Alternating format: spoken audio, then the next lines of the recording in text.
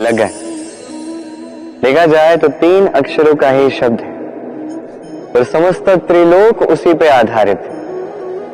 आप इस संसार में आए हैं तो सांस लेंगे, निश्चित रूप से बदले में कुछ देना भी होगा ही। आप पर निर्भर करता है आप देते क्या है, देते क्या है इस संसार को, इस समाज को, अपने परिवार को, और बदले में लेते क्या है, यश या अपयश।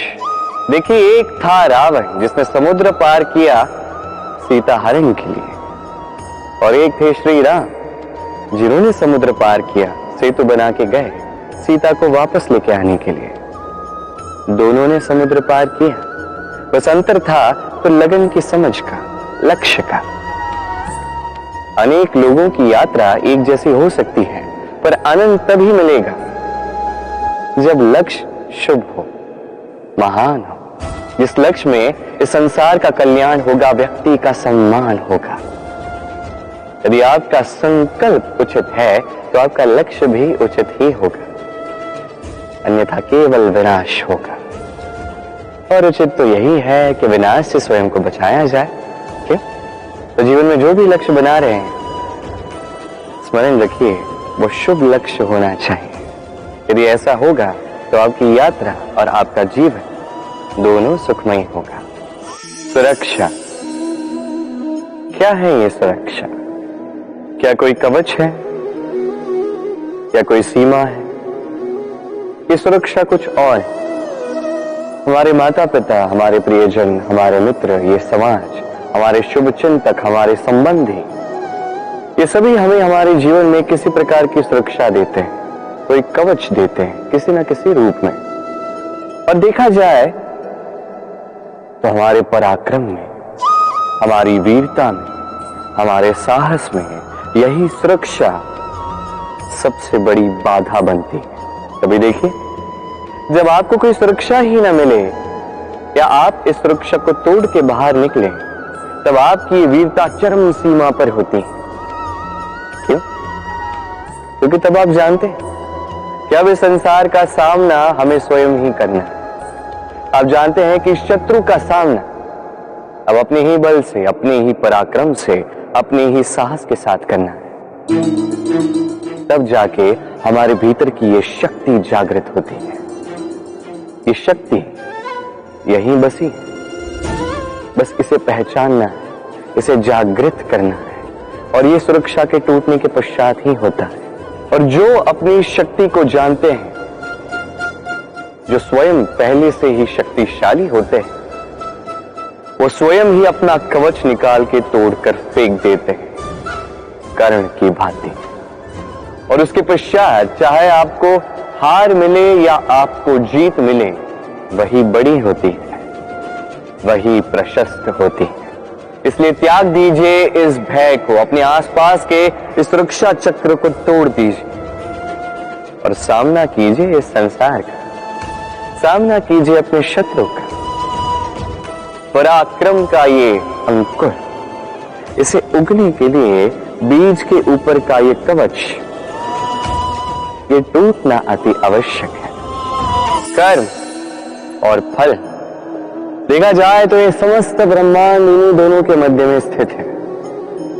मनुष्य कर्म करता है अच्छा फल पाने के लिए, और अच्छा फल पाने की चाह में कई बार वो ये भूल ही जाता है कि ये कर्म वो कर क्या रहा है। मैंने कहा था कर्म करो, फल की चिंता नहीं, किंतु ये कर्म क्या कर रहे हो इसके विषय में सोचना भी आवश्यक है। अन्यथा कई बार हम ऐसे कर्म करते जाते हैं जो ना चाहते हुए भी विष बन जाते हैं। जो हुआ दुशासन के साथ, दुर्योधन के साथ, गुरुद्रोण के साथ। एक की मंशा उचित नहीं थी, एक का विवेक उचित नहीं था, और एक ने जो पक्ष चुना वो पक्ष उचित नहीं था। और ये जो इनके साथ हुआ, आपके, मेरे, हम सबके साथ हो सकता है। मैंने कहा था कर्म कीजिए, फल की चिंता मत कीजिए, किंतु इस कर्म के विषय में विचरण करना भी उतना ही आवश्यक है। देखिए, कर्म करने की उचित प्रक्रिया यही है कि फल की चिंता ना करो, किंतु यदि आपका कर्म शुभ हो तो इसका फल भी नहीं होती, आपको ही तो देगी। सदैव कर्म करते समय ये सोचिए कि आपका ये कर्म इस संसार को, इस समाज को, आपके परिवार को, आपके आसपास के लोगों को किस दिशा में ले जाएगा। यदि ये सबके लिए हितकारी तो कर्म करते जाएंगे। और हाँ, निश्चित रूप से फल की चिंता नहीं करनी है। जब हम कभी चल रहे होते हैं और हमें कोई कांटा चुभ जाता है तो मुंह से आह निकलती है, चीख निकलती है और कई बार श्राप भी निकलता है। परंतु क्या कभी हमने उसे इस प्रकार देखा है, ऐसे सोचा है कि हम जिस मार्ग पर चल रहे हैं उस पर हमें कांटा चुभा है, या हमने ऐसा ही मार्ग चुना है जिस पर कांटे ही कांटे हैं। कभी हमने इस प्रकार सोचा है कि ये कांटा हमें कष्ट देने आया है या इस कांटे को हमने ही बोया। सावधानी आवश्यक है, क्योंकि कांटा चुभेगा तो पीड़ा होगी, चीख निकलेगी, श्राप भी निकलेगा। किंतु ये श्राप केवल हमारी ओर से श्राप होता है, सामने वाले व्यक्ति पर भी निर्भर करता है। अब सामने वाला व्यक्ति यदि ऐसा हो जो फूल और कांटे दोनों को समान रूप से स्वीकार करता है तो उसके लिए श्राप भी वरदान ही बन जाता है। अंत में बात आती है सोच, विचार, दृष्टिकोण पे, क्योंकि आपकी ये सोच सच बनकर सामने आती है। इसलिए इस सोच को, इस विचार को अत्यंत महत्व दीजिएगा। इस विचार पर विचार करना सीखिए।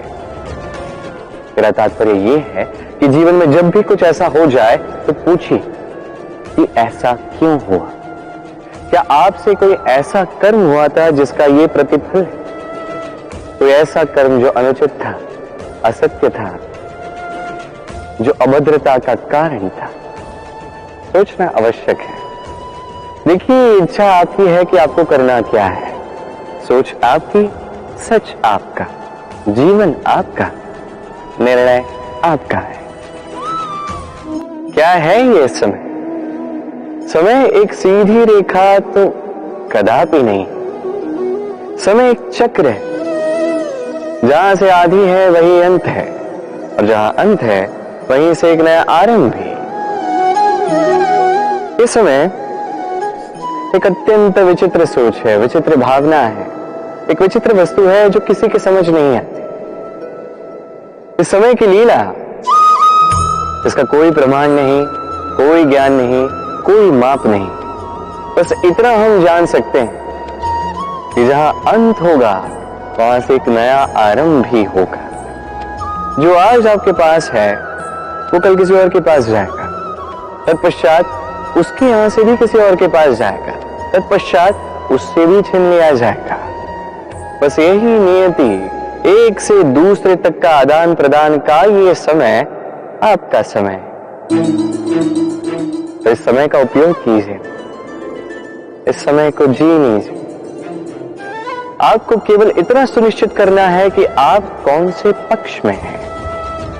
और सत्य कहूं तो आपके जीवन का परिणाम इसी पर निर्भर करता है कि आपका ये चयन क्या है, आप कौन सा पक्ष चुनते हैं।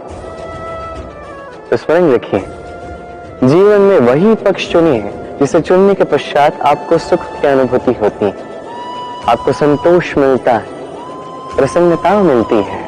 और मैं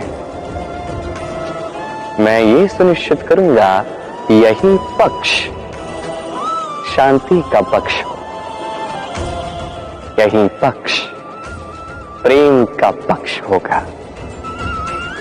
तो चिंता मत कीजिए, आइए और मेरे साथ प्रेम से कहिए राधे राधे।